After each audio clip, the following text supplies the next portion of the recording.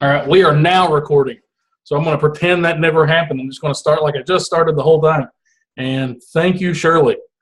Okay, so like I said, this one is going to be about um, basically how you can improve your approval rates. So as you specifically start targeting more limited items or more items with less competition, then and making sure you're going from manufacturer direct, you're going to have certain issues with, it's harder to buy from them. They're more stringent with the rules, and that's what we run into. We tried to go through very little in terms of distribution. Now that does not mean somebody asked earlier in the forums, will we buy from distribution? And the answer is absolutely. I'll buy from anywhere I can buy product that's profitable. So I do not discriminate. I like to get it as cheap as possible, and that tends to be direct. And it looked like a great deal of you guys have already gotten started in terms of and finding, it's not as bad as you think in terms of going direct. Some people have high minimums, but in our experience, it's relatively low. Now, what you're going to experience is when you get up in those higher order volumes, is that you can start working for more price discounts and things like that. So just keep in mind that, while they have a low minimum, let's say they have a $500 minimum, that doesn't, if you're placing $500 orders, it's not going to be as attractive to give a discount as somebody who's placing a much larger order.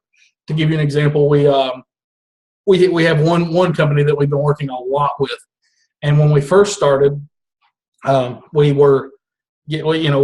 placed like a $500 order, and then started placing $1,200 orders and $1,400 orders, and just kept gradually going up because we would find that more SKUs were good, and then we started talking to them about discounts, and they were like, hey, if you get the $5,000, I can give you 5% free shipping.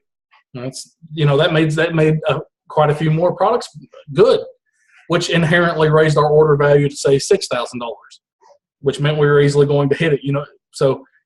And then we kept on and pushing with our order size and growing with the product. Like I think we're one of like maybe 6 people that carry any of their SKUs, and we carry almost all of them now. But and at this point, we're placing. I talked to Matt today, and we record the same SKUs that we teach in the course. And I was like, I was talking about cost, and he was like, yeah, those costs. He's like, I need to actually adjust those costs on the next order and inventory lab. And I was like, why? And he said, because they were actually really good ROIs, and we were sold out of a couple of SKUs. And I asked him, that's how it got brought up, is we were sold out of some SKUs that had pretty good ROIs and had great ranks. And I was like, Matt, did you miss the restock? And he said, well, Prime Day got us. So that threw off our restock just a touch. But anyway. And hopefully everybody had a fantastic Prime Day. But he said now our cost is our order generally is well over 10,000, and we now get a discount of 15% in free shipping. So it's quite a bit different, especially when you're talking about $20 and $25 cost items.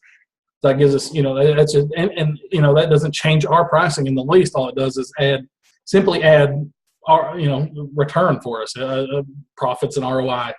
So it's one of the things to keep in mind is when you get into these harder to get accounts, you're going to see better returns, but some of them are harder to get inherently because that's how they protect their brand from brand degradation and things like MAP pricing and other issues that come up when they sell to just basically anybody. And I've seen a lot of positive posts in the forums. I'm really happy. You guys are not only getting out there and trying, because that's the first step. Honestly, is just making sure you're trying and you can change. You can change the way you approach things and just basically test and get better at what you do. But the fact that you're trying is fantastic.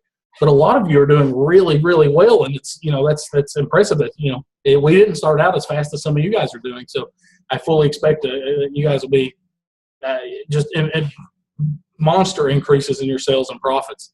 So I'm super happy to be a part of it and work with you guys. But anyway, I'm going to more jump in now that I know. Thank you again, Shirley, for telling me I wasn't recording. But one of the reasons that we get turned down the most, I mean, it's by far the most common reason, is the fact that we do sell on Amazon.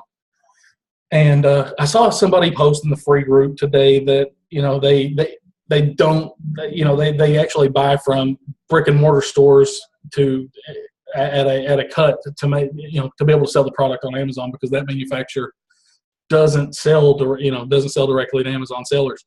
Now, I posted on that post, and that's how we truly believe. We don't, we do tell them at all times we sell on Amazon. I do not want to get involved in lawsuits. I don't, at the end of the day, I want to work with people who want to work with me. I don't want to build my business so shaky that I just can't move forward if they discover who I am. I want them to know who I am, and I want them to feel like they can contact me and work with us.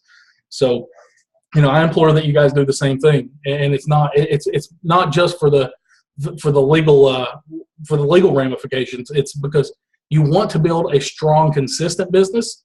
So even though it's going to, by far, I could get infinitely more accounts, and I understand this. I know I could change my name on Amazon and just not tell them, and all these other things, but I don't do it. And that's because I care about our business, and I care about making sure that our business is fundamentally sound. And I'm working with these people as opposed to hoodwinking them, or whatever term you want to use. I don't want to trick them into selling me product or come by it through whatever nefarious means. I want to focus on my business. So we always disclose that we do sell on Amazon. Now, whenever they say they don't sell to Amazon sellers, it depends. A lot of it depends on the account. We do this, whenever we get emails back and it says, you're not, we don't sell to Amazon sellers. That doesn't mean we give up right there, but it also doesn't mean I'm going to reply that day and focus my energy on something that's obviously going to be hard to convert. So some people just will not do it no matter what, and you got to respect that. You got to understand that they're not going to make a change in their business because whatever the situation is, it's working for them. But we've had people who have told us, we don't sell to Amazon sellers, and we've convinced them otherwise. We've convinced them to sell to us. Now, a lot of that is down the line, whenever you have a good value propositions, and people where you've delivered that value, and you can say, hey, go talk to this manufacturer. I promise you, these are the things that we can do. But like I said, that's something that, that's not something that has to happen today. And even though I feel like we have a lot of that in place, I feel like there is a good reason to sell to us as opposed to somebody else on Amazon. We can do a lot more stuff. We have a lot more capability than a lot of the sellers out there in terms of bringing value to their products. So, even though I truly believe that doesn't mean I'm going to expend all of my energy today into it. I don't, we try to avoid frustrating days. We try to find, we try to find the wins. We try to find the easy wins that are going to change our bottom line. So we do focus on that, but we don't just say, oh, well, they're never going to sell to me, delete. I want to, at some point I do want to come back to them and say, you told me in the past that you don't sell to Amazon sellers, but here's what I can do for you. List of things I can do for you, and be able to legitimately say, we've done that with, we've done these with other manufacturers, and this is, you're more than happy to speak to them. Here's some email addresses. Just talk to them, and they can explain how we've improved their brand. We're not harmful to somebody's brand. We don't just get your product and sell it on Amazon. We try to, we want to grow with your company. So, that is the most common thing, and honestly, it's the most least likely, I guess, that you're going to recover from, because there's of those people who say I'm not going to sell to Amazon sellers. There's a large percentage that simply will not do it. They're just not going to. It doesn't matter if you said, I can make your brand Nike overnight. They just don't believe you. They're not going to do it. They're set in their ways, and that's how they operate. So don't get frustrated whenever you hear that. Just remember that down the road that this can turn into another opportunity, but don't do it prematurely. Don't force the issue in terms of, I need this account today. I need this account today. Come up with a strategy for getting those kinds of suppliers to sell to you, and then do it. So that's one of the things I wanted to be very clear about is everything doesn't have to be done in haste. It has to be, you need to be calculated. You need to come up with a growth strategy, and along the way, be growing, be growing your business. Like I said, we still look for the same easy wins. Like, we're looking for the people who that just want to sell to us because we have the money to pay for an order. So you're not alone in that. It's not that you are, this is not different for us. It's just, we're in that same situation too, where we like that, be able to spend $1,000 and bring back 1,300 or 1,400. My thing just disappeared. I'm sorry. Okay. So anyway, but like I said, it's not, we are looking for, we're looking for those too. So just be mindful that those can turn into opportunities. Just don't force the issue. Another one is, you do not have a brick and mortar store. Now, this is also something that, I'm not going to open a brick and mortar store just because some people will not sell to me otherwise. We've owned a brick and mortar store. And I can tell you, it is significantly more expensive than you think it is to open a brick and mortar store. So before you make that jump, sit down, do some cost projection, because I promise you have to hit a whole lot of accounts to pay for that brick and mortar store. And, even in our area where the real estate price is almost nothing, it's still astronomically high to just have an employee pay those bills with very little money coming in. Because brick and mortar, we were 4 or 5 months into a brick and mortar store, had spent a lot of money on advertising, had decent foot traffic, and it could still, right now, that brick and mortar store is still in existence. The current owner of it is doing well by most local brick and mortar store standards. But he can have a week of sales and not equal one day. It's not even close to a day for us. So, the scalability of a brick and mortar store is not there. It's very difficult to be able to break even. And what we found when we opened our brick and mortar store was that we spent a lot of time on it. You want it to look good, and no matter what you do, you want it to look good. You want it to be presentable and things like that. Because it's a source, it's like anything else. It's a source of pride for you. You want, if somebody walks into my brick and mortar store, I want them to feel like I'm a legitimate business, because I'm trying to be. So you even if it's not time, it's bandwidth, and I talk about bandwidth a lot in terms of we try to focus our energy and the way we think on what we perceive to be the most profitable thing. And what we perceive to be, not just profitable, but the most productive thing for our growing business. We want to always be in mind of, these are the things that will help our business grow. Even if they don't have profit today, we're constantly building a foundation. And I believe if you focus on that aspect of your business, you focus on the foundation, you focus on the relationships and all the small things. It's like, if you do all these tiny things correctly, your business will explode. And I feel like that's what we've been doing and focused on, and that's why we've seen great growth. And I want to instill that in you guys. I want you to be able to focus on these things. And I hope most of you are past the point of where it becomes more. It needs to become. You need to get out of the range where this is your next paycheck. And once you can get slightly out of that range, you can really focus. But even early focus on it will help your business just tremendously. And you can't see it. It's so hard sometimes. And I understand that. But back to the brick and mortar, what we say to them, and it's not, like I said, if you're considering a brick and mortar store, just take the time to think about it before you make the commitment to do it. It's very time consuming. So whenever they ask us about our brick and mortar store, and we tell them, we don't have a brick and mortar store. Now, we do distribute to local chains or local stores as well as regional chains.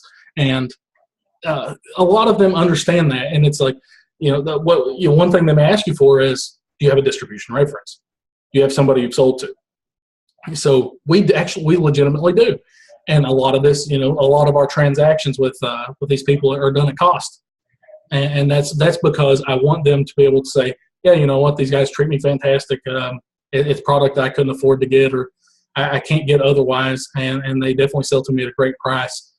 You want them to see that, hey, this is a legitimate business. We sell to them and things like that. And a lot of them will substitute that for a store. Now you got to be mindful. You can't say this in every pitch. You can't say, we're a distributor. Some people hate that. Some people are so paranoid about their supply chain, and they don't want any compromises in their supply chain. So just be mindful of when you use this. You get a feel for it. That's the thing, is when you're talking to people, everything's foreign at first. You're I don't want to say mindlessly, but you're confused about what you want to hear and what you want to portray. And everybody goes through that phase. We did it, and I will honestly say that we did it very mindlessly. We just didn't have a clue what we were doing at first. We were, hey, we have money, you have product, this should be a good relationship. I don't know what the problem is. And we didn't understand that so many people value their brand. They don't need your money as bad as they need to protect their brand. So just keep in mind that with the brick and mortar store thing, you can tell them that you do distribute, but make sure you do distribute to them, and they can use somebody as a reference. And be honest with you, it can help your relationship a lot. For example, one of the stores, we still distribute to the toy store that we sold. We still do distribute to them, and they actually send us products that, hey, I can't get this through any of my distributors. Do you think you might be able to get it at the manufacturer level? And that's led to some really big purchases for us, some really profitable purchases. And it's just, you forge these relationships, and like I said, focus on the small things like communication, and these things can help you a ton. And then one of the things that, with the toy store, when we get our returns and things like that, they will buy a lot of our returns if they're planning on having a sale or something like that, just to have cheap merchandise to throw out there for more like point of sale items. So that's another benefit, a huge benefit of that relationship, is it gives us not only just a distribution reference, but it gives us a sales outlet as well as some buying tips. And that's one of the things is we try to give as much as we receive with all of our relationships. We do concentrate on delivering value to them. We want the whoever we're dealing with to feel like these guys are stand-up guys. They want me to do well. So we try to, like I said, we'll sell at cost. We will get products that they can't get otherwise, and we let them. If it's a product they want, he just lets us know, and we go place an order. Particularly if it's good with us on Amazon, we'll place a huge order and just let us and be able to sell that product to him, whatever quantity he actually wants. And then beyond that, we generally get much better prices. Like if he's purchasing from a distributor, sorry, I'm gonna grab a drink of water here.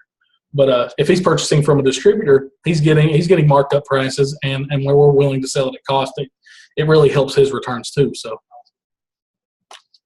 I'm trying to read one of these comments.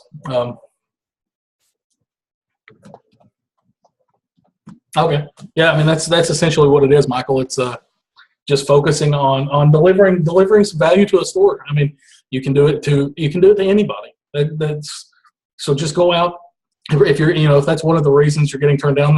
Now this one, it does help us a lot in terms of helping us convert to be able to gain accounts that we wouldn't have gotten otherwise, and simply having those distribution references in place is huge. So just focus on that can turn it around to a large degree. Now it's not always, sometimes if you don't have a brick and mortar store like there's certain, we have some distribution contacts and certain lines that just can't sell us because we don't have brick and mortar.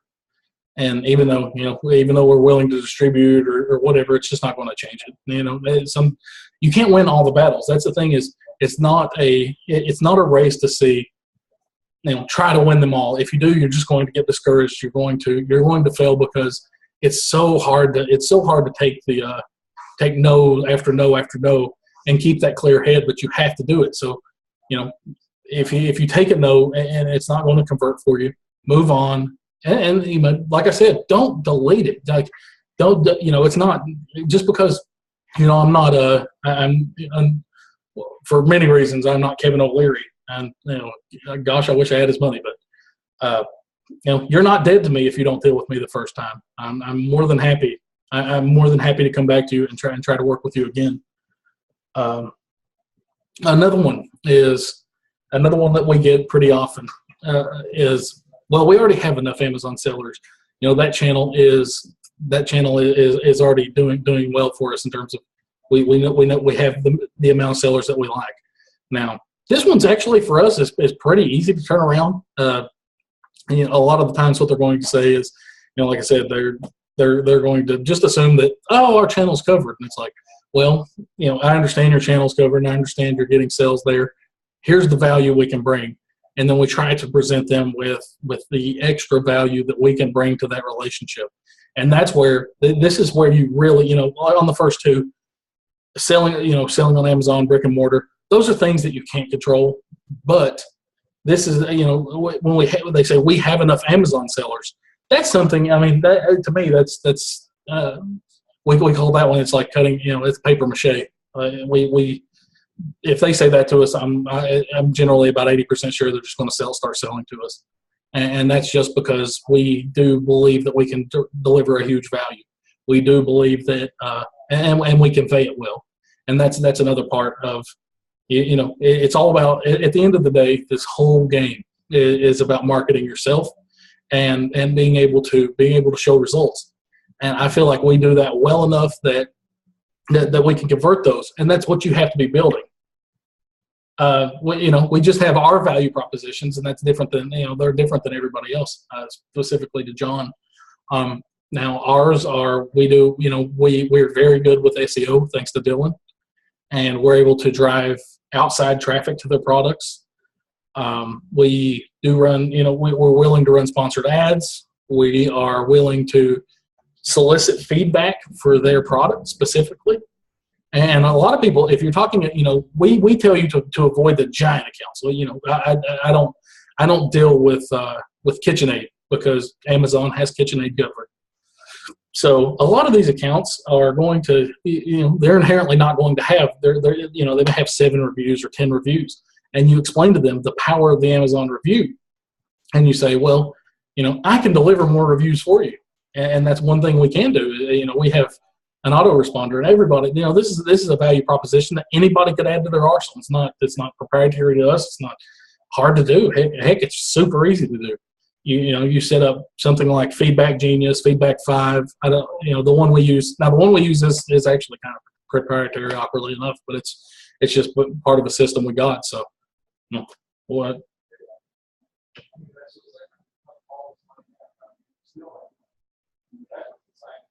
I don't know. I don't know how I can do that, the script part. But I can say it slower. I don't know if that helps. But it's the same thing. It's the same thing we talk about in the forums all the time. It's not, this is not. It's your value proposition needs to be unique to you. Just because SEO. If you're not good at SEO, and let's say me, for example, if it were on me to deliver SEO, I couldn't do it if you held a gun to my head. I just don't know how. I don't understand click-throughs and all the jizzy jazz that goes along with it. I just don't. It's beyond me. So, I couldn't add that to mine. But fortunately, like I said, I have Dylan, and Dylan's fantastic at it. And he understands it at a pretty fundamental level. So, it's all got to be things that are unique to you. Now, I think it was Diane in our group one time posted that one of the values that she can add, that she, one of the values she can add is she's very good at bundling products with other successful products. Now, that to me, I couldn't advertise that. I'm not good at it. But if you legitimately can show that, hey, I bundled these products. This is something I did. They're very cohesive. and it increased sales in the channel as well as brand awareness. That's something you can advertise. It's legitimately, how can you deliver value? And that, every person's value proposition is unique. Lauren, that's perfect. You have a 13,000 person mailing list. I wish I did. But yeah, I mean, you could put an ad in their newsletter every week. I mean, this is the kind of thing. Everybody has something, whenever Eric looks at a product, he's going to look at it differently than I do. He's going to look at its attributes differently than I do. You see my sense of style. I mean, I'm dressed up. I am actually dressed up right now. And, aesthetics and things like that just aren't, fortunately I have Eric for that. I mean, Eric tries to be a model, but I can't look at the aesthetics of a product and be able to describe it at a fundamental level. And if that's your value, I mean, write descriptions for them. I mean, anything that can enhance their brand or enhance their products can be value. And that's what I want you guys to, think outside the box. Think about what you're good at and how you can package that, take it to somebody and say, this is what I can do for your brand. And if it has value, I mean, if you see a return on your sales based on this, I promise you it has some value. You just need to know how to package it and how to market it. And like I said, the feedback autoresponder, that one's so easy to do. We can increase the feedback on any product we carry. Super easy. Now we've done actual split testing and things like that to say that, we actually have an email formula that works pretty well at getting it, like, higher than, we have a conversion percentage. That's Dylan's realm. I have no idea. We have a conversion percentage of blah, blah, blah, like higher than traditional returns. And I wouldn't know if he was lying. And I believe it because I see him in his office, like testing this stuff all the way long. And it's like, but he could very well be lying to me and I would have no clue. And that's because it's not my value. One of the value propositions that I talk about a lot with manufacturers is, I'm an honest guy. At the end of the day, I have a bunch of manufacturers who will attest to the fact that I will work with you. I will pay you on time. I will do all of these things, and I will report. I will religiously report map breakers. I will help you, and that's the thing is I come across as genuine because I do these, and that's one of the that's one of the things is that's why you have to be able to deliver it. You have to be able to deliver it and come across as genuine. So it can be, anything. Jeanette asked, talking about feedback or product reviews, I'm pretty sure a manufacturer can care less about your feedback. Your feedback benefits you, not them. So specifically, I'm talking about product reviews, and product reviews do have tons of value for manufacturers. Product reviews serve as social proof, and that for a lot of small brands, right? We do use a feedback autoresponder because they don't make a product review autoresponder. So, we don't need feedback. We don't even use it for feedback. We actually only specifically use it for products because we have lots of feedback, and that's by part. And used to outside of Q4, you would look at our account and you would see that we didn't have tons of feedback per month. It was just 40, 50, 30, something like that. And that was because we didn't do a lot of sales outside of Q4. But that's the explosiveness of our model and our business is now, outside of Q4, we have 300, 400 feedback a month, and it continually goes up. We don't use, like I said, you can use Feedback 5, Feedback Genius. There's probably 50 other ones. The one we use is proprietary. So it just came with a system we purchased. So, that part's not important. It's about being able to just find the one that works for you, find an interface you like. It's the same. It's the old Inventory Lab versus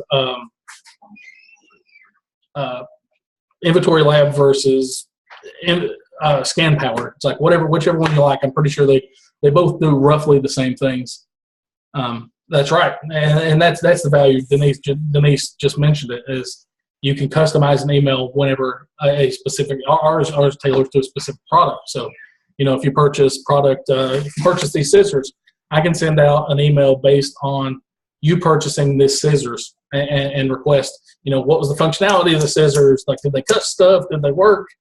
Like, all this stuff that it inspires them to leave product reviews. But the most important thing when you're doing that is tell them how to do it. Most people just don't have an idea. Like, my wife I promise you, she buys entirely too much stuff on Amazon.com. She has never left a product review and doesn't know how. She just doesn't know how to do it, doesn't care. But with, if she purchased something from us where it was an item that we were promoting for a manufacturer, we would definitely send her a follow-up to say, hey, if you didn't like the product, by all means, contact us back. If you did like it, feel free to leave a product review, and this is how you do it. And that's the simple things.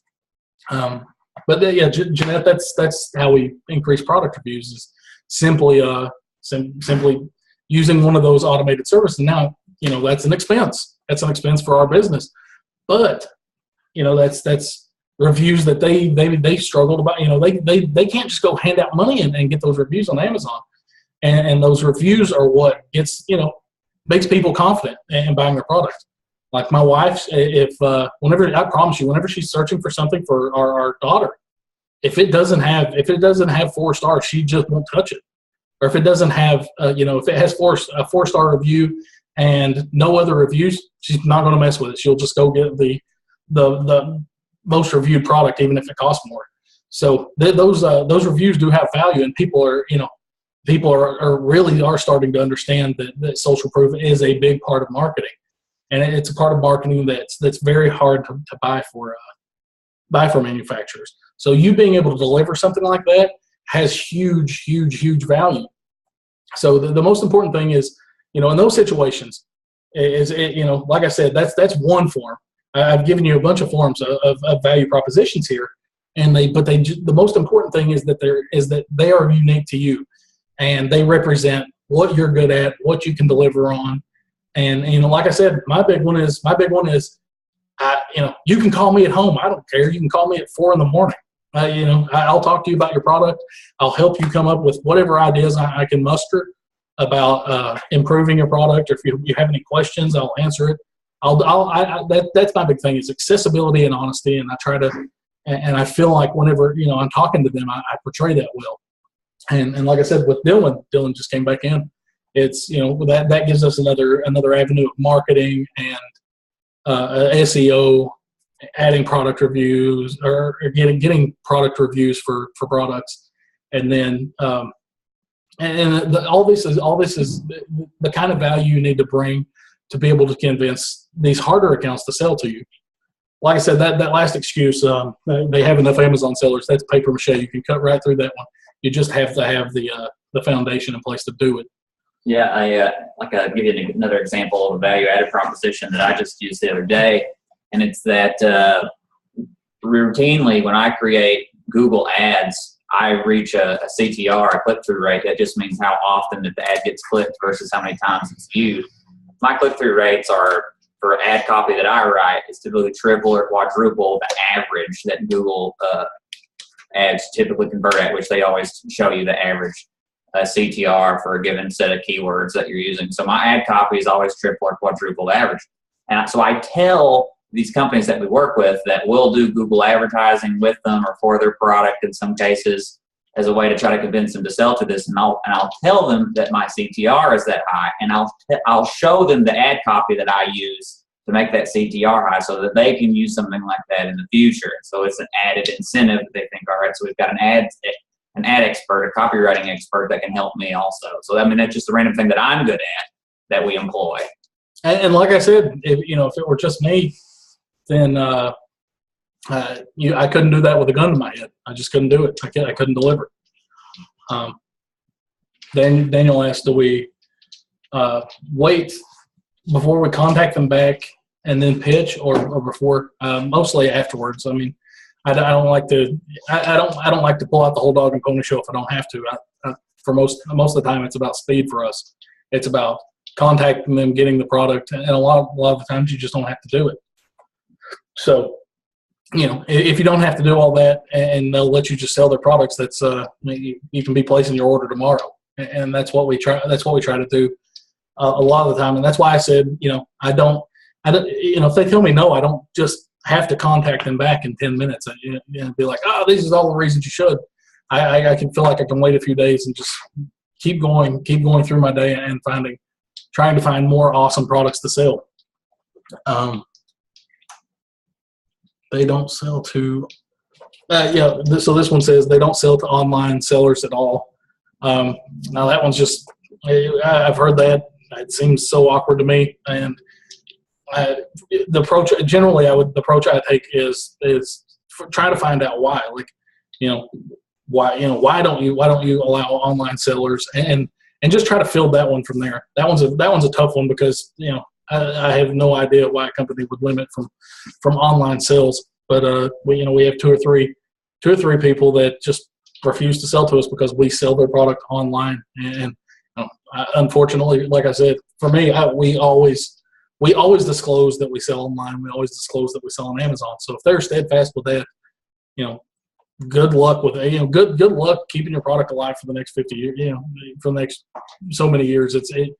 A lot of current commerce is converting online, and if you legitimately say that and believe it, you're probably short for the world anyway. But I'll try to convince them outside of that to these are the things that we can do beyond just online sales, like as far as brand exposure and things like that. So I mean that's one way to approach it is.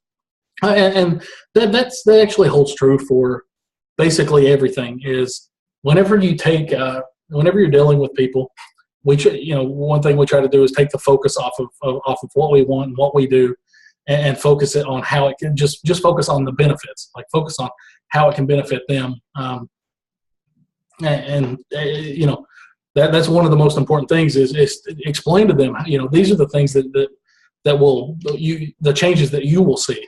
So, nobody cares about as far as wanting to just, you're not going to be able to say, hey, I want to place an order. Here's my money. If they don't want to sell to you, they're not going to sell to you just because you have money. You have to show them the value that you can bring to the table. You have to show them the what you can do for their brand. And then, you got to look at it from the perspective of they're simply protecting their brand. And that's the most important thing. For them is their brand value. And you mentioned it. Don't tell them the details of the things that you're providing, your value-added proposition. Tell them the benefits of your value-added propositions. He covered on that, but that's really important. They need to know the benefits of what you're doing for them. Right. Just if you tell them, drop something. But if you tell them, just focus on what it does for you, that doesn't help them. Like that's the point, is be very clear in the benefits that they will see from it. Be very clear and what kind of exposure they're going to get and things like that. Yeah, typically it's about driving them new customers, new people finding their product that didn't know it existed and things like that. That's what they're looking for, are new customers or new people, new platforms. Or a lot of these manufacturers look at, well, Amazon is a specific market where we have 20,000, I'm just giving out random numbers. We have 20,000 people that buy our product on Amazon, or potential buyers. You want to show them that your value-added abilities using things on Amazon, or strategies on Amazon, like your ability to help them with optimizing their listing, or your ability to use sponsored product ads or whatever, and take that from 20,000 to 23,000 on Amazon, even though it's on the same platform, a way to bring more eyes to their product or draw more impressions to their product on that platform. Show them that you are an Amazon seller. After they know you're an Amazon seller, you're an Amazon seller that can bring new customers through Amazon one way or another. Another way to do that is Google Ads as well. That brings people not from Amazon to Amazon, but from Google to Amazon. A lot of the things with brick and mortar stores. So if you guys understand, brick and mortar stores definitely won't have. There's very few brick and mortar stores that are going to have the ordering capacity that you will. They're not getting the same traffic that you're going to get, so your orders are going to be inherently much larger than a brick and mortar store's order, because you can sell more products. So the question is, why would a manufacturer almost always sell to a brick and mortar store, but not to the guy, that can buy 10 times as much? And that's because they value the brand. They value brand awareness higher than the dollar value of those sales. So the way brick and mortar works, or why that has a lot of value to a manufacturer, is whenever somebody comes into a brick and mortar store, they can physically touch their product, they can see their product, and they realize that brick and mortar person may only sell 6 of those a month. But the point is that every single person that walks in that store is now going to see their product. So a manufacturer looks at a brick and mortar retailer like a display room. People can come in, they can look at my product, they can start to know the brand, and then you see all the propaganda. You see that they'll send a brick and mortar store information pamphlets and stickers and what have you, brochures explaining their products, and that's just so they understand that like I said, that they may only sell 6 of those units per month, but maybe 60 or 70 or 80 people look at that pamphlet, that brochure, talk to that store clerk about, hey, what is that product? How does it work? And that store clerk will be able to explain, or at least look at the pamphlet, or regurgitate some of the information that they've picked up from that, from talking to the reps and things like that. So that's the value that a brick and mortar has, and that's what you're competing against. It's not the dollar value that you bring to the table. So when they're only looking for brick and mortar, that's what they value. So just try to look at it from the perspective of how can I do those same things for that manufacturer. So going back to what Dylan said, if 20,000 people see this product on Amazon, how can I make that 23,000 or 25,000? So those are the kinds of that's just typical value that you can bring to a manufacturer. What does this say, Dylan?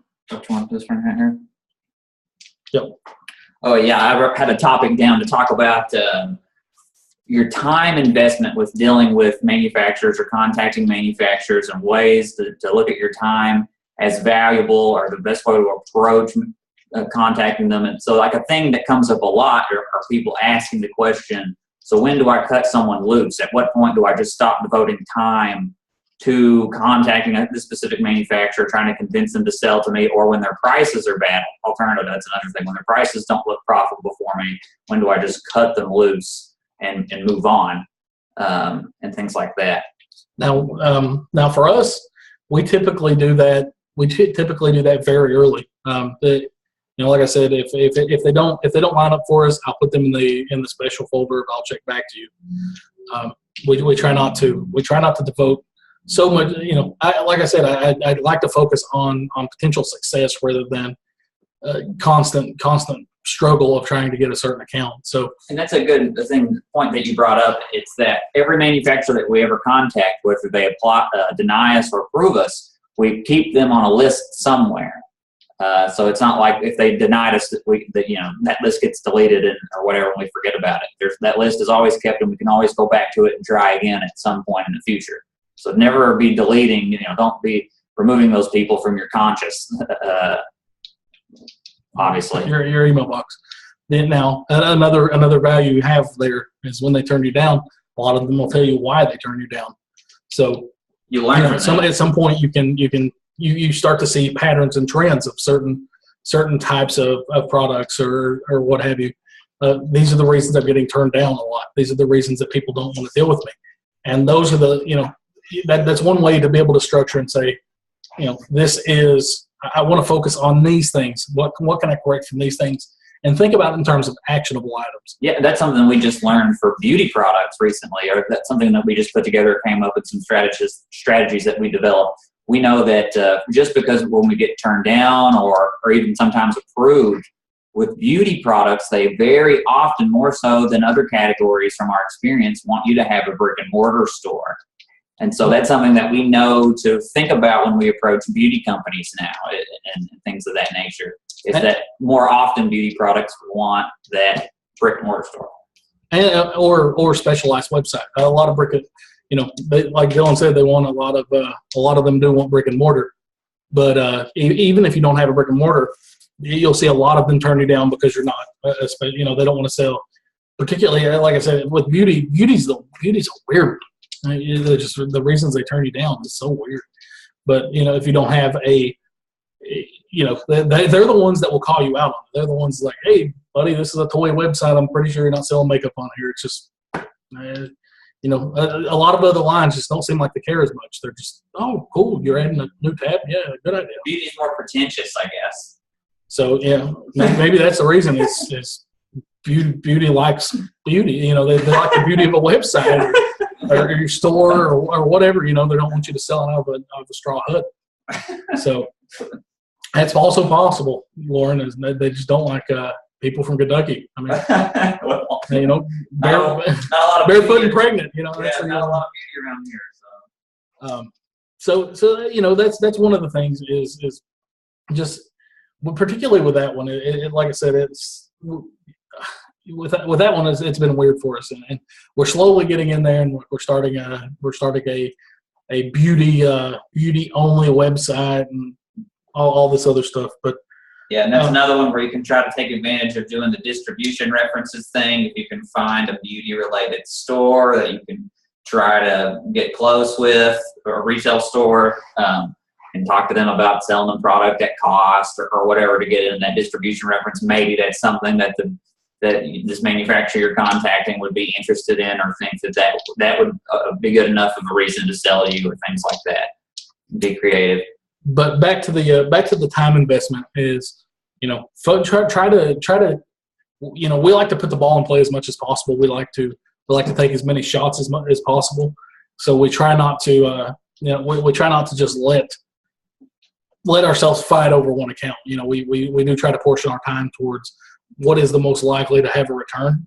And that's, being told no, you're significantly less likely to have a return than somebody who has not even answered you yet. So, and we don't concentrate on the no's. We also don't delete them, and we will go back to them. And we do try to go back to them pretty regularly. But we don't concentrate on it. We certainly place a much lower priority on it than if we were, approaching somebody new. I'll take some more questions afterwards. Yeah, and that's another thing. Is that you can start templating your replies too. There can be certain canned responses that you'll receive, and you can have certain canned responses that you've made up that are pretty good that you can send back, or you can, I say they're templates, but you can edit them a little bit given the situation or the communication, and that can save you time too. So as you do this more, you'll start to realize that a lot of times I send the same email over and over. So then now you can just start developing templates to follow up to certain things that are asked of you that are really good, that save you time as well. And we're going back to I've said this in the forums a bunch, and I legitimately mean it. This is a volume game. If you're not having success early, that does not mean you're doing it wrong. It's the same thing with, if I flip a quarter 100 times, is it always going to be heads 50 of them? Absolutely not. It can be it can be tails 100 times, and that doesn't change the average. It's just you can't look at it in an extremely limited sample size. This is a long game. It's a long game business. You have to be, but the same thing goes back to why we tell them we sell on Amazon. Is we think of it as a long game business. I'm not trying to make $50 today and not be able to count on that $50 tomorrow. My goal is to be able to count on it as long as possible. I want to be able to create the business to be sustainable over a period of time.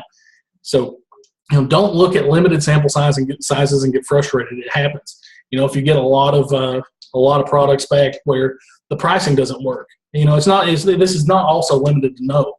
The answer no. It's also limited to, hey, buddy, we'll sell to you. Here's our horrible prices. I mean, yeah, that happens. It's, I promise you they don't all have that. And even if you get it 50 times in a row, that's not over time. That's going to play itself out, and you're going to find products. You're going to find, you're going to find things that work. You just have to not, people can detect negativity. I mean, if I've had a horrible day, and just a horrible day, and I'm talking to somebody on the phone, I feel like somebody can sense that, and I don't feel like my conversions is high. I don't feel like I'm not as motivated to try to talk to them. So just take a break. Don't get so frustrated that it's like, well, this is just not working. It does work. People are going to say no for a variety of reasons. We've tried to address those above. Sometimes you can convert them, sometimes you can't. And it's just those are that's the handicap to the game we play. But every time somebody says yes, generally that's going to be a sustainable income stream for you. And certainly longer. I'm not going to say it lasts forever. In some of our experience so far, some of them last up to a year, and that's because we've been doing this for a year. They may well last 2 to 5 years. Who knows? I have no clue. I wouldn't have expected them to last that long. But the point is they certainly last longer than a retail arbitrage item. You have to invest all. It's the same concept. You just look at it from a different perspective. You're going out to a store. You're investing all of this time into 1, 2, 10 items, and that's the end of the line. Those items were amazingly profitable. But at the end of the day, I have to do it again, or my business it stops. If I choose not to do it. Now with these items, they can go much longer. I can order 60 and they work, and order 60 more and 60 more, and that's the point of replenishment. That's the point of the value of creating that type of business, and that's why we do focus on volume. We do on not just volume in sales. Volume in everything. We focus on volume in contacting people, volume in sourcing. We focus on volume and voluminous products that we can sell over and over and over. But that's why is we wanted to become, we wanted to take it away from being a job and focus on being a business.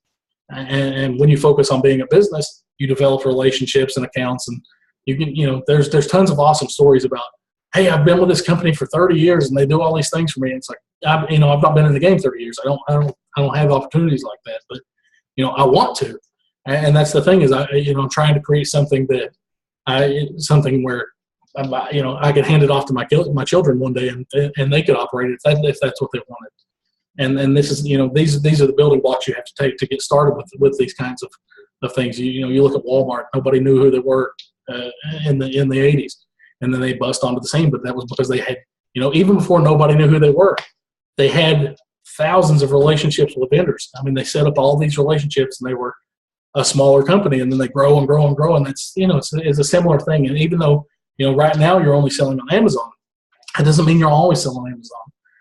Maybe at some point you want to make a website, not just to impress manufacturers, you might want to sell on it. But that's the kind of thing, if you set up your business and that's the point is I use Amazon as a revenue stream, but that doesn't mean I'm always going to use them as my only revenue stream. I'm going to, I just have more options than going into a store and buying, 10, 20, 30 of an item. And so, and there's, like I said, there's nothing wrong with that. We did it for a couple of years, and it was very profitable for us and worked very well. It's just now I'm just trying to explain the reasons that we focus on the longer term and, what we're trying to do. And to explain past the frustration of volume. Every time you send that email and you get the dreaded no or get the horrible price list back, I promise you we've seen that email a whole bunch today. It just keep moving forward. That's the thing is you keep moving forward. You have a bad day, you work on your marketing plan, you work on your value added, you work on being able to go back to those people. And quit. If you're having a horrible day, quit contacting them. Work on something else for your business. Work on don't let that transition into how you're approaching people. Focus on how you can change, what you can do to address why they're saying no to you, and then go back to it and do it again. Go back to them and explain, hey, I talked to you about a month ago, and we applied for an account, and you turned us down for these reasons. Now with follow-ups, it's important to say I like to do a lot of it through the phone when I do recontact. And that's because I do feel like, for whatever reason, I do feel like people just don't want to tell you no over the phone. And when they're talking to you, they're not it's easy to type no, have a nice life in an email. It's much harder to say that to a person because, you're a person to them at that point. You're talking, you're trying to engage with them. So we do send a lot of emails, but that's because we, at this point, we're trying to play a volume game. We're trying to we try to contact X number of people per day and hope to have this percentage of converts. And then, we'll follow back up with phone calls and, what have you. I mean, it doesn't, for us, the medium doesn't matter as far as we just want we want a higher conversion rate. We want more opportunities too. So, and then one of the last things before we move into the questions and answers side is, it's not like we're contacting everybody every day. We use the pre-contact spreadsheet, and we may put hundreds and hundreds and hundreds of products on there before we contact anybody. And that's just because, we like to contact people, and we sort ours by category now. We don't just have giant list of products anymore. We have giant list of grocery products, giant list of sports products, giant list of health products, giant list of toy products. We try to sort them, and we're starting to try to tailor emails and responses to that specific category, like what the trends we're noticing in those categories. So, as far as how often should you be contacting them?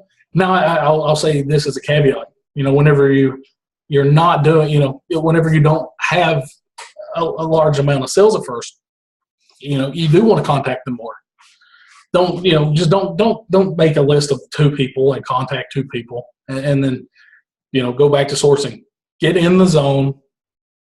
For some reason, like AutoZone popped into my head. It's obviously an awesome slogan, but just get in the zone, find your rhythm, and focus on getting a good list of products. Don't miss products just because you're thinking about contacting somebody. Maybe do that one day, contact people the next day.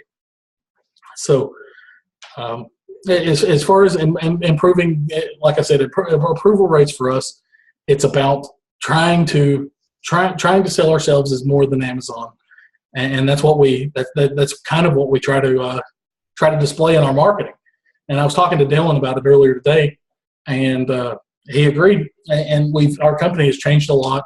And I told him we need to go back, and I feel like we need to go back and readdress our marketing plan and how we our email templates. So if we get some new templates, and I have a feeling they'll be coming pretty soon, we're going to post that in the group for you guys, and you'll get our updated templates. We're constantly adjusting. We're constantly adjusting them a little bit anyway, and but it's minor adjustments here and there. And I implore you to do the same thing. Just change minor things and focus on being more personable. But I really feel like our company has changed enough, and that we need to address that in our. And now I'm starting to almost refer to it as an ask letter, because basically that's all I care about is I'm asking you to sell your product. So I want to re-look at that ask letter, and I want to think of beyond the message we're currently displaying. What do I want to say about my company? What do I, how do I want to prevent some of, how can I preempt some of these, no answers? And, how can I preempt it? And that's one of the things we want to focus on. And I think it's important for us. So, if I think it's important for us, I also think it's important for you guys. So. Yeah. What I was thinking about, I've been developing things for us to try to put us over the top in terms of approval rates and different marketing strategies. And my thought process has been to try and get it as close as possible, our pitch to these companies, to where they think that they need to pay us, instead of like where they're thinking like, okay, well, how much are your services? And we're just like, no, you just sell to us. That's all. I wanted to get in their head so much that the value that we provide is so high that they think that they need to pay us to do the things that we want to do for them. When really and truly, we're trying to give them money. Now that may seem comical, like we would want that, but legitimately, that's the level of value right now that we're trying to provide. Is we want it to come across as so focused and so effective that they're like, well, shoot, I pay my marketing team this much money. I mean, I could pay these guys. It's like, no, I really just want your product. So that's one of the things that we're focusing on now is, like I said, and I think a lot of that a lot of the things that Dylan's worked on and changed can be, it doesn't have to be, your ask letter doesn't have to be 14 pages of why you should sell to me.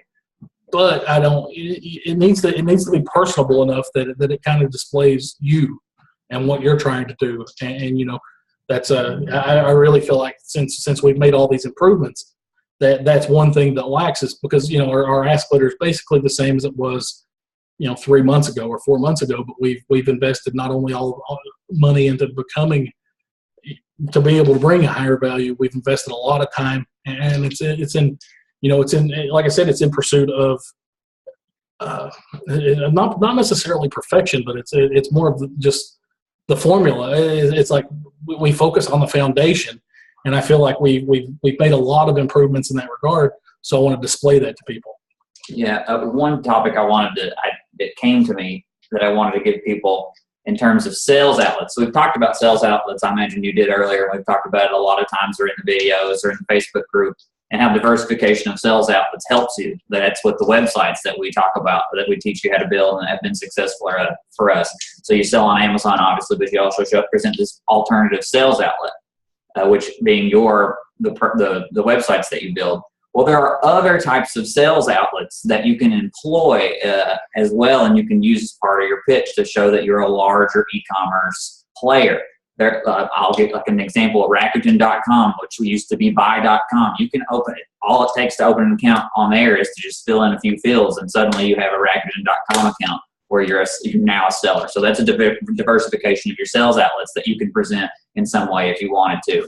Newegg.com is another online marketplace where you can sell products as a vendor, and you can put that in your pitches to diversify the different sales outlets you have. So make sure you can do research into other sales outlets beyond Amazon, eBay obviously being another one, that can improve your results as well as show that you're a diverse e-commerce company. Now, how much sales that you do on those websites, is up to you or whatever. If you're just like, you're telling a company that you'll put their product on Rakuten.com, maybe you just send in one, or maybe you just list one or something, whatever it takes. It's just up to you how you want to move forward with that. But also like Amazon.ca, Amazon.Canada, if you got approved to sell Amazon.ca, that can be a very interesting or unique thing that you can offer that other people can't offer, that you can sell in Canada.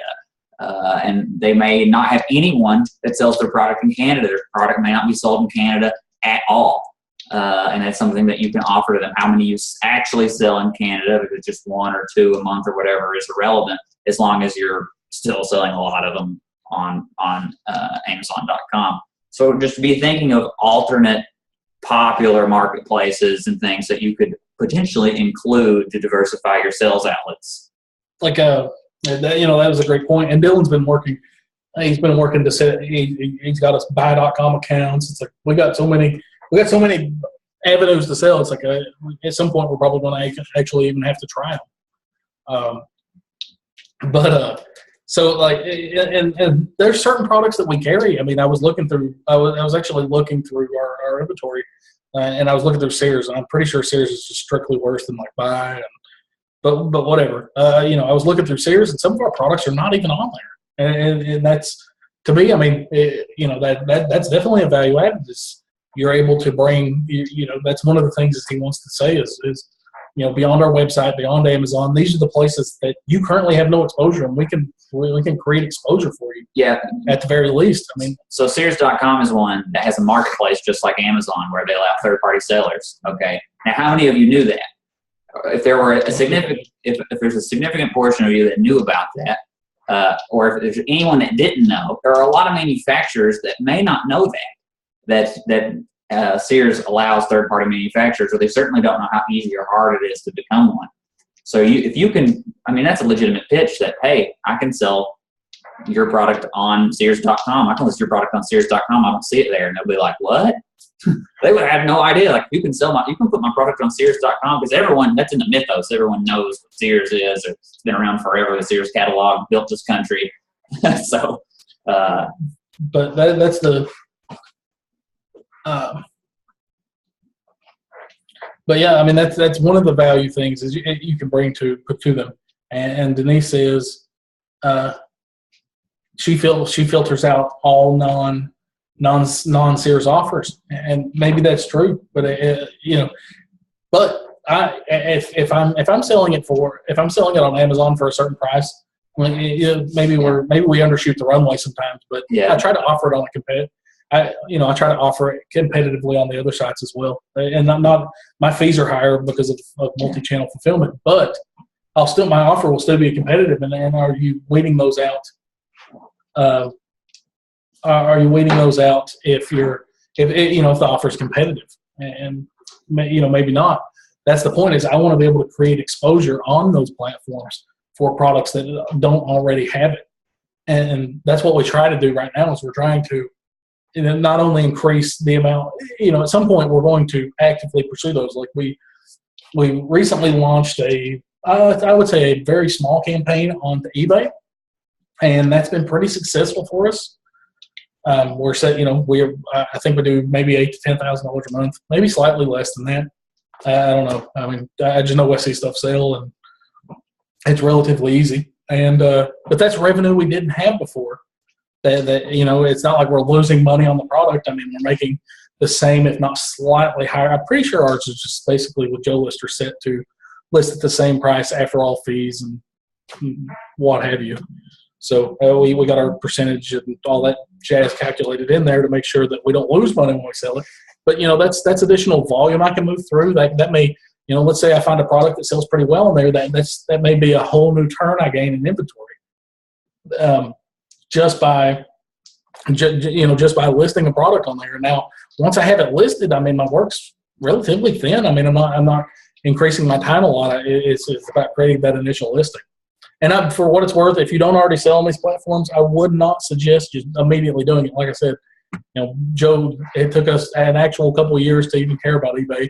And if I had to cut it off tomorrow, I probably wouldn't care. It's just, we do focus our efforts on the highest return. And that's why, don't just branch out to branch out. But if you do branch out, use it, that is a marketing. There's a way to market your company is diverse sales channels. And that's the point of this is we're trying to give you ideas to market your company. But at the end of the day, you do have to market yourself because, I can't, I like Eric Freund. Did I say it right? Freund. That's it. But I like Eric Freund, but I can't.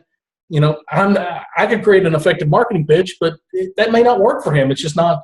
It's not his personality. It's not his, and that doesn't mean he's better, worse. It's the same as me. I mean, everybody's an individual, and what you're good at is relatively individualistic to you and your company, and that's what makes that embracing that individualism is what makes you great and what makes you appealing. If everyone were a number 1, 2, 3, 4, companies would just literally say, all right, I want the first 6 of you to be able to sell my product. Everybody else, see you whenever number 1 dies or goes out of business or whatever. But that's the point is I feel like, if you create an effective marketing pitch, you can get in the door with those people. You can get in and start and start carrying their products.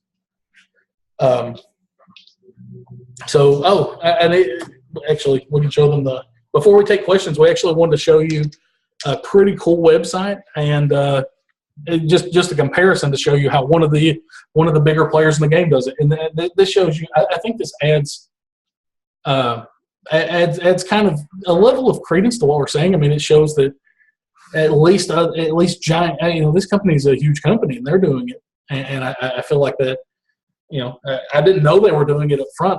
Somebody in our group actually sent me and told me to check out their website. And I was like, sweet, Dylan, I want one of these. And so Dylan's been working on something pretty similar for us. Yeah. I'll switch with you. All right, Dylan's gonna trade.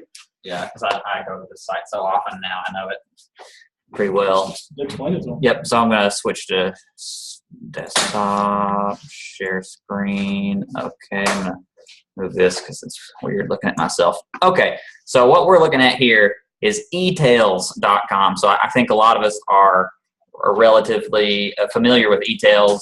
If they sell, they're obviously one of the top 100 U.S. sellers on Amazon. I imagine I think they're in the top 20. I think they're in the top 10. They're probably in the top 10, yeah. So this is the website for one of the top 10 sellers on Amazon. So we'll just check it out.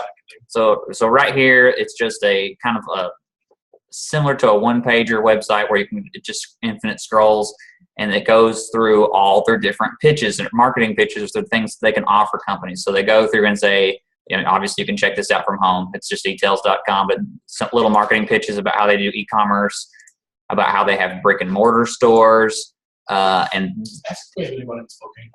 then do we have anybody that's close to Spokane, Washington? Washington. If you are, I imagine one day you should try to find their retail stores, because their brick and mortar stores, from what we have been able to discover, the Koi Beauty and Vault Electronics, if you check them out and view the pictures for them, these two different stores, we're pretty sure they're the same storefront.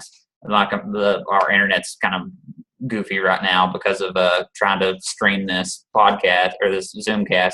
But I'm pretty sure we were able to determine these two different stores were the same store that they just put up all the fake product for and took some pictures and product shots, and then took all that down and then put up all the new beauty products or whatever and took a bunch of pictures and posted. So they don't even have a real brick and mortar stores. They're just faking that effectively. Another pitch that they have is they provide software. Now, this is a much harder thing to do, but they provide software to the sellers that they work with to help them keep track of their products, to keep track of different brand management type things, or who's selling their product and stuff like that. So that's one, since they're such a big, large, powerful company, that's something that they offer, but just worth mentioning. They talk a lot about product development in here, just different ways that they can actually help you in the different marketplaces. Now, eTails obviously does the majority of their sales, the larger majority of their sales, using Amazon as a platform, and they assign people within their company to work hand in hand with the companies that they're buying from. So that's something that you can employ too. That's something that you can try to think about and say that that you'll work hand in hand with them in developing marketing strategies or seller strategies with the company that are best in line with their brand's vision. So that's the things that they want to hear are important to them, their brand's vision, and the best ways that they want you to understand what they're looking for so that you can best employ it. And just other things they have going on here, but there are some important things that I wanted to show you, and that is their e-commerce stores. So here are their marketplaces. Amazon, they sell on Amazon Germany, the UK, and Canada. They sell on eBay, but then they have these direct sites. So like Koi Beauty, Vault Electronics, Every Casa. These are niche specific websites for products. The same type of stuff that we have tried to teach you here in the course about how you can develop these niche specific websites or general selling websites to help you diversify your sales outlets and be more interesting, or these companies are more likely to sell to you. So let's look at one of them. So we take a look at Koi Beauty here. Now this is it. So that's just a little advertisement. This is just their website with all the different products that they have, and you just go through, and it's a very elaborate, large website because their inventories are so large. But it looks legitimate, right? It's just like any other e-commerce website that you would ever see. So you would see this and think that they probably actually do real sales on it, that they are advertising it and trying to use it as a real sales outlet. So if we use the website Alexa Rank to see how many times this website is viewed or how often this website is seen, we see that it has a 3.2 million rank globally. Okay. So for those of you that don't know, that's really bad. That means not a lot of people ever go to this website. So I'll give you a comparison. Oh, you can show them page views. Oh, I don't even scroll down. Even though we don't pay for the. Yeah, you can see page views. Scroll up just a touch.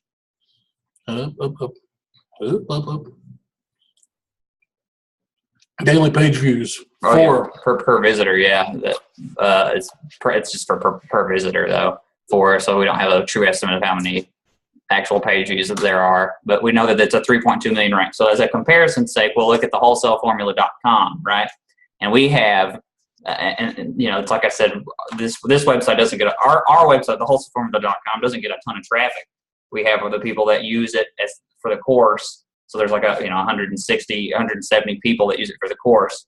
And we have a 400,000 global rank. So crushing that site that is actually selling products and would need a very large amount of traffic to maintain any kind of real sales. So they're doing it too. They're creating websites to just offer value or diversification. And that's a company that's top 20 on Amazon is doing this. So these are the same strategies that we're trying to show you. Now, to give you guys a further example, when you get in the Alexa rankings in the millions like that, like the 2.6, 3.6, 4.6 million, 3.2, one of our fake websites, or just manufacturer-only websites, actually has a 2.6 million sales rank. So I know that 3.2 actually means that they don't get any significant traffic. I mean, I know we've done 2 sales lifetime on the one that's 2.6. So yeah. So all right, I'll flip this back out to stop share. Okay, and I'll switch back with you. And I'll let you start taking questions. I'll be right back. All right. So, like I said, I mean, I thought that, once I saw that, and I don't necessarily remember who showed it to me. I'm trying to think, but anyway, when I saw it, it may have been Dave. Dave showed it to me. Maybe when I saw it, I all these things go through my head, and it's like I see their website, and it's their retail website, and it's beautiful. And I went and looked at the Alexa ratings because, it's like interesting. These Alexa ratings are interesting because and then I was like, oh, I got to check mine. Geez, Pete, I want to see if this actually does any sales. And like I said, they're obviously using some of the same strategies that we use. And just to me, that's super interesting and more just kind of shows me that that we're at least on the we don't do everything right. We don't have all the ideas, but we're at least doing some things right. And we're on the right path. And then that's what we want to keep up and we focus on is trying to learn all the time and trying to apply these tidbits of information and things like that. So I was really happy whenever I noticed that. Now I was going to go ahead and start taking some. That's one way to look at it, Lauren. That's certainly that's one way to look at it. That's kind of what I thought too. Is like, I sell this stuff. Sometimes you just wonder, and that was more of a. And it's not only just wondering. I mean, we obviously spend money and to do these things, and so it kind of was helped us out a little bit to know at least we're on a path that they're following too. Now I'm going to go ahead and take some questions. I'm going to scroll back up and see what I missed, and then just start lighting them up. Yeah, Daniel Soto's site was nuts. That was super impressive. Brian asks, when they ask for a distribution reference, do they also ask for paperwork, invoices, etc.? Sometimes. Sometimes you'll get away with the name drop. I mean, sometimes they're going to ask that you give them the phone number and maybe a couple invoices. So whenever we do sell, we do invoice them, and that's if you do, just start doing that. It's actually just good practice anyway. You don't want to hand out products and not invoice the products. You just make sure you're invoicing it. And that way it makes it easier to track on your end and easier to do your books. So yeah, I would just start from that point. Start going ahead and doing it.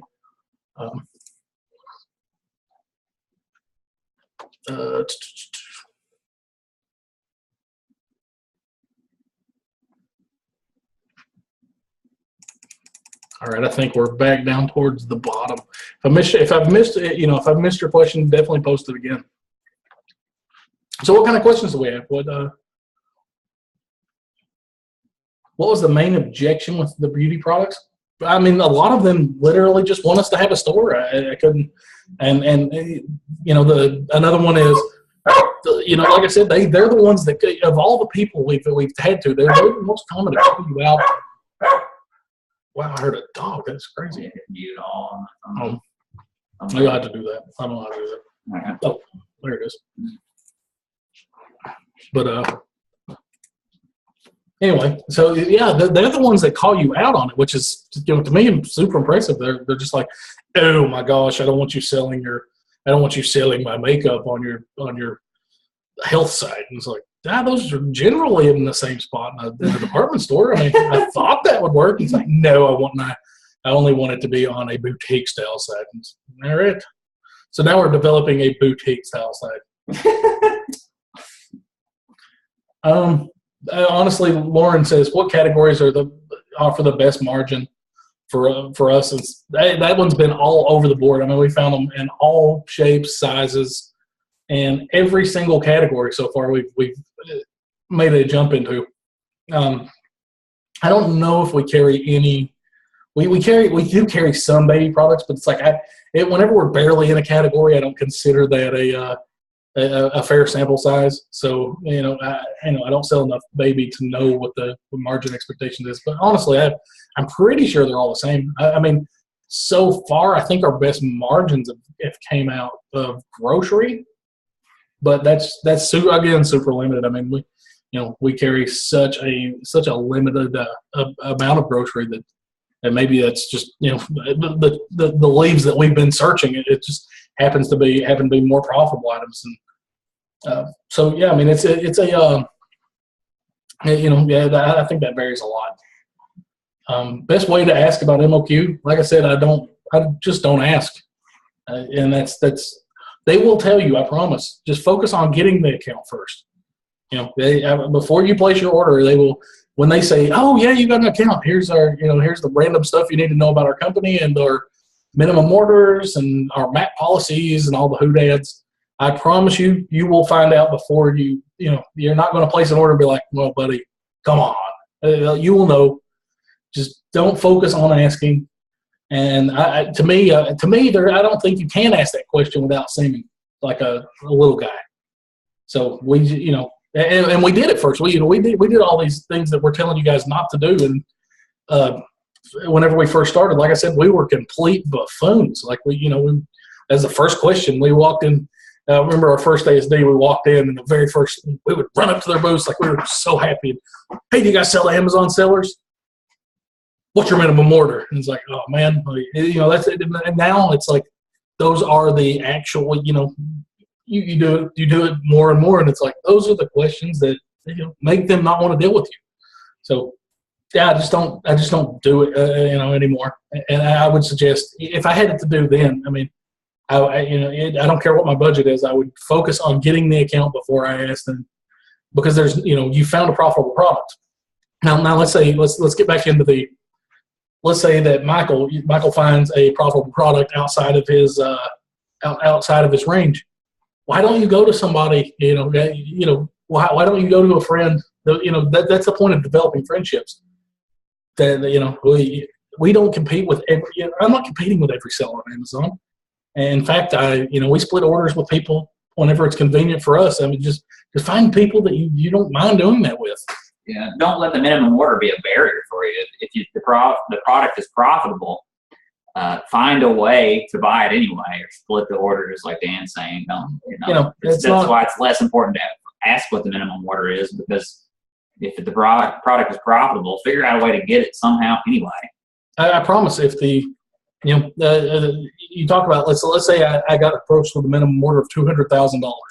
That's well outside of our comfort zone for a minimum order. If the product was good enough, I would find a way to make that work. And I think that's the way you have to be in business. You have to be resourceful and you have to be scrappy. I would go recruit 3, 4, 5 people to split. How many ever it took, honestly, to split that minimum order up to where I could afford it, because at the end of the day, I want that opportunity. I don't want, if it's good enough, you will find a way to make it work. So just focus on solutions. I try to say that in the group as much as possible, because that's how you have to be as a business owner. That's how you have to be as an entrepreneur. Focus on solutions and not problems. That's why we don't ask MOQ, is because even if it were bigger than I could afford, it doesn't matter. And I think that should transcend any level. It doesn't matter if you're, a little guy, a big guy, a medium guy. If you can't afford it and it's good enough, find a way to afford it. And if you have to split it with a buddy, if you have to, I'm crazier than Dwayne. I would definitely take a loan against the product if I had to, but I probably wouldn't suggest that one right off the bat. But that's what it's about. It's about being resourceful. It's about finding ways to make a bad or middling situation better, and that's the difference in the companies that are growing and thriving and the companies that don't grow. So just be, that's one thing. Just be solutions oriented and find ways to make it work. Lauren says, with grocery, are you ever able to buy from manufacturers? I have an account with every grocery distributor that I know of. I mean, I'm sure there's more. I'm sure there's more, but every major that I know of, and I have never found a profitable product on any of them. That is not to say they haven't been there, that they're not there. Like you talk to Kihi, they carry so many products. I don't think I could go through their entire catalog in an actual whole month. It's that big. So, and I promise you, I haven't committed a whole month to Kihi. So there's probably profitable products in there if you want to get that account and pilfer through it. There's probably great opportunities. I'm sure people, they have to sell product, and people have to buy it from them somehow. But every product I have ever looked at, I've never found a single profitable one. So all of our grocery purchases is currently from manufacturers.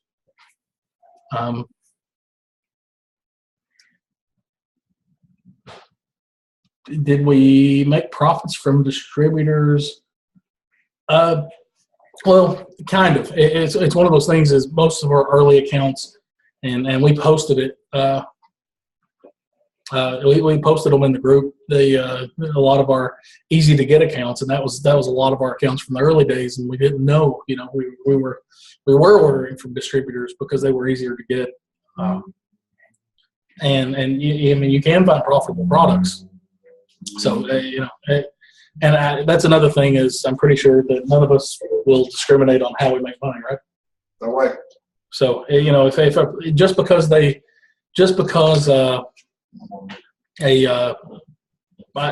product is carried by a distributor does not mean I will not buy it. It's just I happen to have, in the amount of research I was willing to commit to those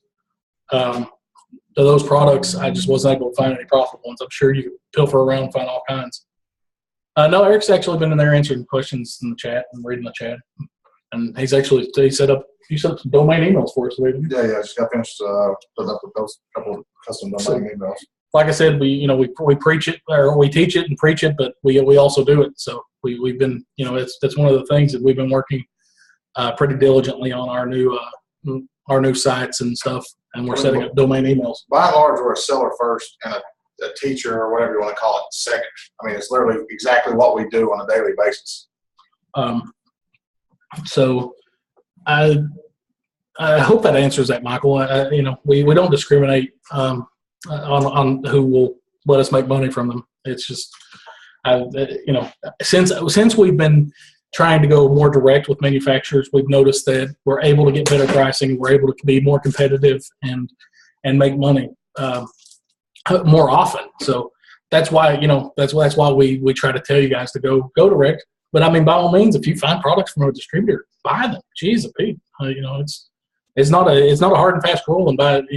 I promise you, if we find that same product from a distributor and it's profitable, we will also buy it. Diana says, "What's it called?" I assume you're talking about the distributor key. They're all in that doc, but Kihi, Unfee, Select, no, maybe Select Nutrient. That's not one of them. But Kehe, Unfair, definitely two of the majors. Kehe is how you spell it. I'm reasonably sure they're kind of hard to get, even though they're just a distributor. They're kind of a hard account to get.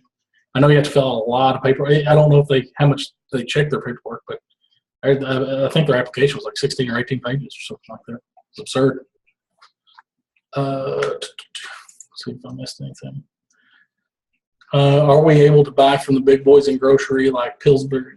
I just avoid. I mean, I avoid big brands because, like I said, my experience with big brands is Amazon carries all the relevant products. The opportunities you find in that on those big brands are generally anomalies and sold out products or whatever. So I probably missed tons of opportunities just because I never looked. I look for products where I don't expect Amazon to be at the party. If a manufacturer directs us to a distributor, will we try to become a distributor? Yeah, we have. I mean, we definitely tried. Definitely actually got. I mean, we're the only licensed distributor in our area for like 4 or 5 brands, and whatever. So and you can get distributor pricing. Usually your orders are pretty big though. Like one of the brands that we're a licensed distributor for, I think our minimum order is like $10,000. So, but that's not true all the time. I mean, that'll vary from person to person. If you feel like you have a shot at it, by all means, ask them. If you don't feel like you have a shot at it, go talk to that distributor and see if you can buy their products and make money. And a lot of products in grocery, I noticed, is with the distributors. Some of those products just don't even try to. They will not sell direct. They just sell exclusively through distributors. And like I said, I've not been able to figure out how people make money with them. Yet maybe it's a different distributor. Maybe it's I just don't get it. But more power to them. I'm glad that they can do it. What is? I have not received. You've not received terms and conditions paperwork from these easier conditions accounts. If it's from the list of easy people, the reason they don't have terms or they don't give you terms and conditions because they generally don't care. They just want to sell products and make money. I think that's the point. That's why they're easy, and that's why it's harder to make money. Am I spending too much? Yeah, probably. But yeah, that's why it's harder to make money with those people because they will just sell to anybody.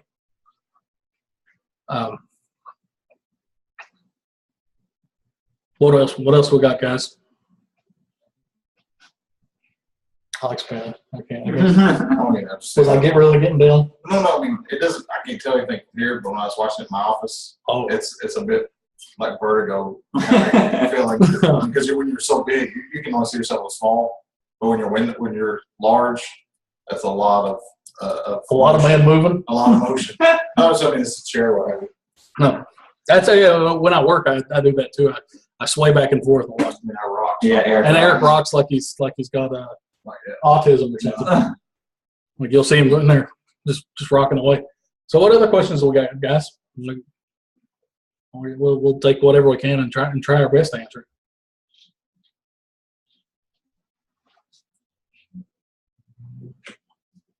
All right, you got anything you want to add, Bill?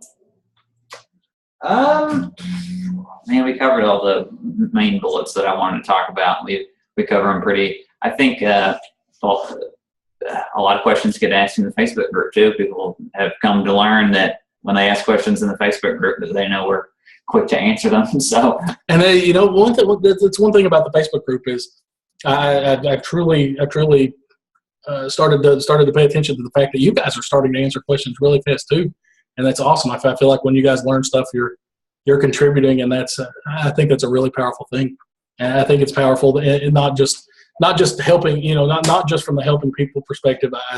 I feel like whenever you put yourself out there, that you will learn more because you're going to inspire conversation that might not exist. You're going to think about you inherently think about the things you write and post and say, and so I think that's a really powerful tool is just being there and trying to help people. I think it helps you a lot too. Oh, I do have something. You want to tell them who our we've been saying that we have a mystery seller that we're going to have on to talk to everybody. For next week? But we're going to. You want to go ahead and reveal who that is?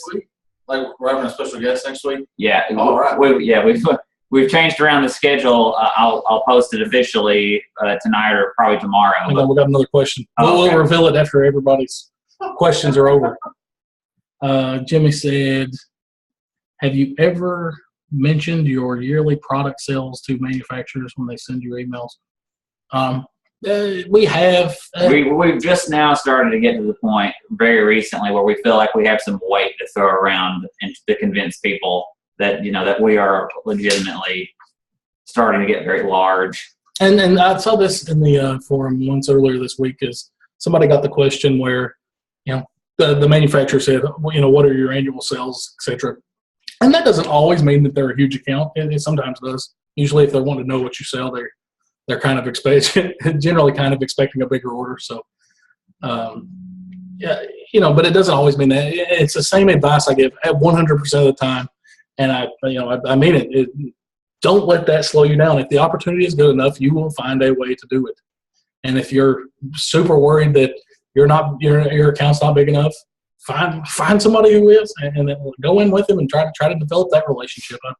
It just that's the thing, is if you find opportunities, that giving somebody an opportunity is one of the best ways to be a friend, and that's what I found is we've not known people in the past. We brought them deals, and you just create a relationship right there because they understand that, hey, this guy's willing to work with me, and that maybe that gets reciprocated down the road.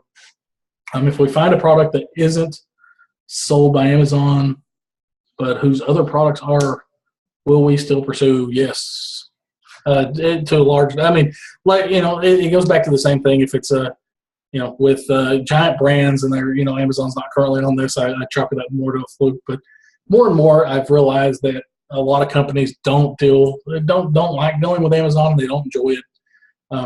Somebody was talking to us and they were telling us, do you remember who it was?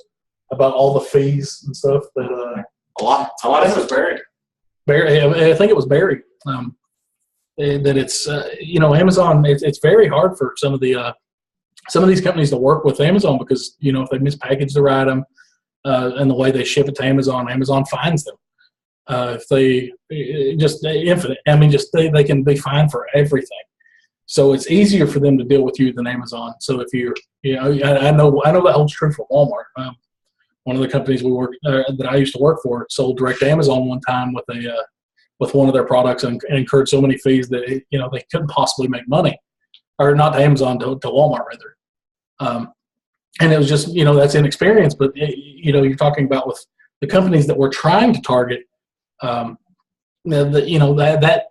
Those fines can make a big difference in their bottom line, and they're going to want to deal with you as opposed to Amazon. So more and more, I find myself going ahead and contacting them, particularly if the brand looks interesting.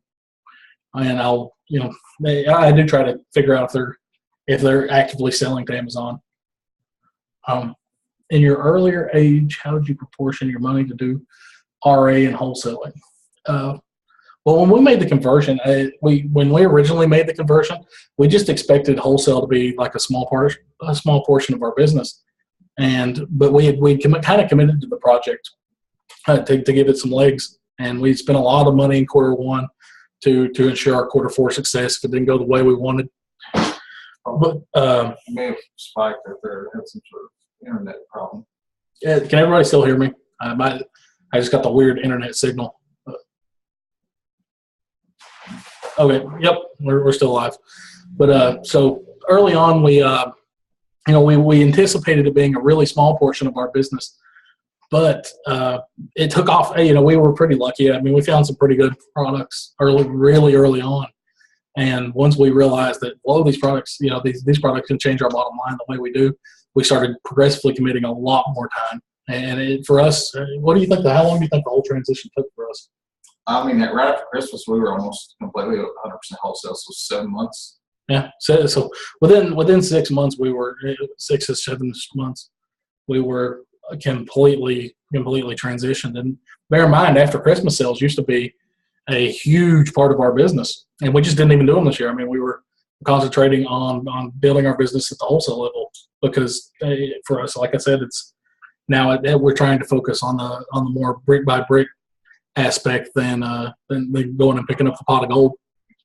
A playoff question to one that you had earlier, where they asked about a product line where one of them or two of them isn't carried by Amazon, but the rest are. How do you feel about? Could you talk about asking the manufacturer, are you going to sell this product to Amazon, or do you plan to sell this product to Amazon? I generally don't early. I mean, I generally, the first thing I do is try to make myself easy to deal with, and I'll pick up the product, and, you know, if I end up taking one on the chin, that's another thing is we're not really scared, and we try to operate, and even when we first started, we were trying to, you know, we repair chicken feathers, but we tried not to be, and that's the thing. I feel like that helps us a lot, particularly with me. I'm more, awkwardly enough.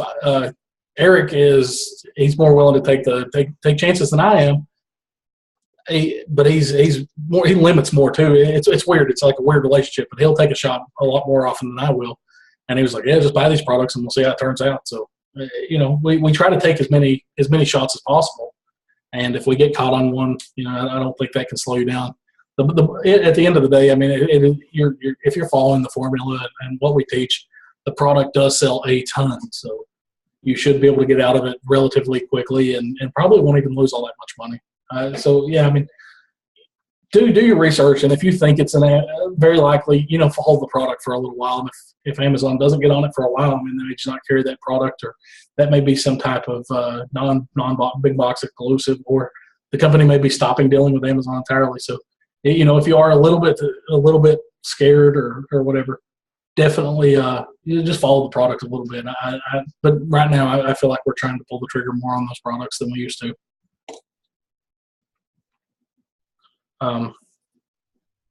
And what Rita said, what is the best way to make the transition smooth? I don't think there is a way to make it smooth. I feel like you have to, you know, you have to commit to, you know, you just have to commit to improving it. And, you know, once you see that, once you get a level of success in doing the wholesale side, I think that makes it much more likely that you'll want to make the move faster. Like, a lot of it's about you feeling comfortable, and you know what will make you feel comfortable except success. So set yourself up to have some success, and I feel like you'll want to make that move because, you know, for us it was the best move I think we made.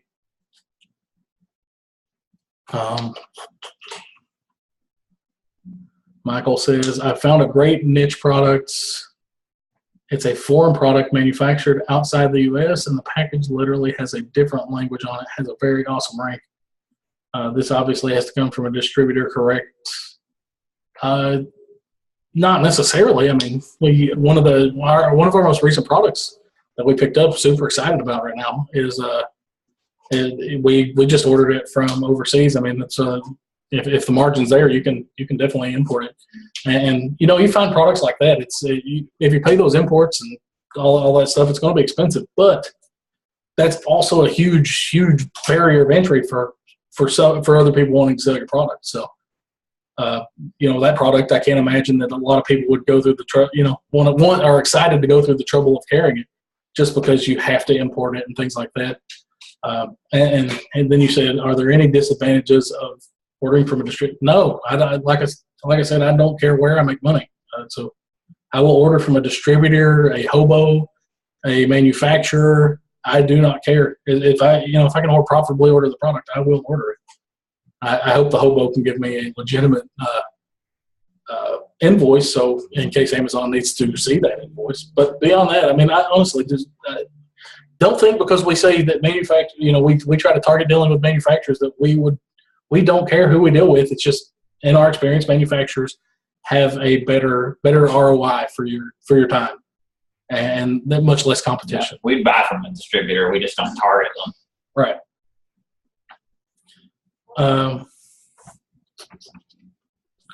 Assuming a manufacturer does not have an MOQ or a very low one, what size should your test order be?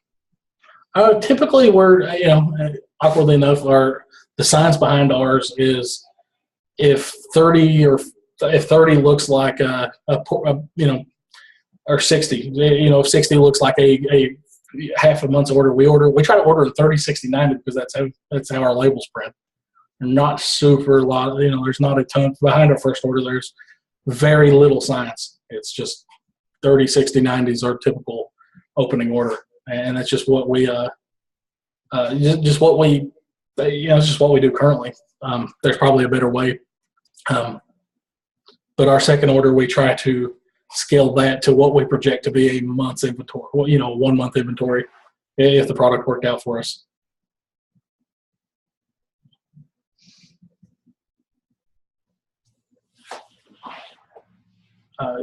You mentioned you drive sales to your product using Google AdWords. No, we'll use whatever. We use Google AdWords. We use that. We prefer Amazon pay-per-click, but the bottom line is, and we tell them that we don't do those things if we would do it. We offer that we will do it if they want. Right. And if they ask. We don't just do it. We don't just do it. The times actually Eric's he does a lot of our Amazon pay-per-click, and it's whenever when we carried the Polly Pockets last year, there were other people on it, and you were still paying pay-per-click, right? Mm-hmm. But that was to just drive the sales rank. I think we bought a closeout of Polly Pocket, and it was really, really good. And that Eric made a really good. He found all the keywords that we really liked, and that showed us the value of the Amazon pay-per-click. We made how much money did we make from that one promotion? Probably like $12,000 or something. So it was. We will do it for them. But it's not something if they want us to, but it's not something we just do. And we also explain to them, whenever they talk to, whenever we're talking to them about Amazon pay-per-clicks, like we try to teach them about it. If we pay for it and you have 30 other people on your listing, it's just not going to work. My pay-per-clicks only hit whenever I have the buy box. And one of the manufacturers we work with a lot is we've been talking to him about it all along, and we've really worked with him, and he's making an active effort to get it down to 6 sellers by Christmas. I have no idea. Where do you guys find keywords whenever you're working on pay-per-click and stuff? Amazon search. Amazon search, and you can use there's a website. It's a paid website. There's a website called Merchant Words. Merchantwords.com is the site, and then you can use just Google's keyword search helper as well. Google AdWords. So keyword search tool gives you some good jump off points as well. Kind of like we try to explain. Whenever we explain that to them, whenever we're at the point where we're talking about where they're talking about using our ability to get them more sales or whatever, particularly like sponsored ads and stuff, I'm pretty comfortable telling them at that point what the buy box is and trying to explain it to them. And one of the products I'm working with right now, Dylan, I sent him an email Friday to start working on a marketing plan because he's been selling this product to us. There's a lot of people they're starting to get a lot of people on his listing, and he has a new version of his products coming out that he wants to make. He wants to work on towards being exclusive for us, because every time we have ever had to do anything for him, we've done super well.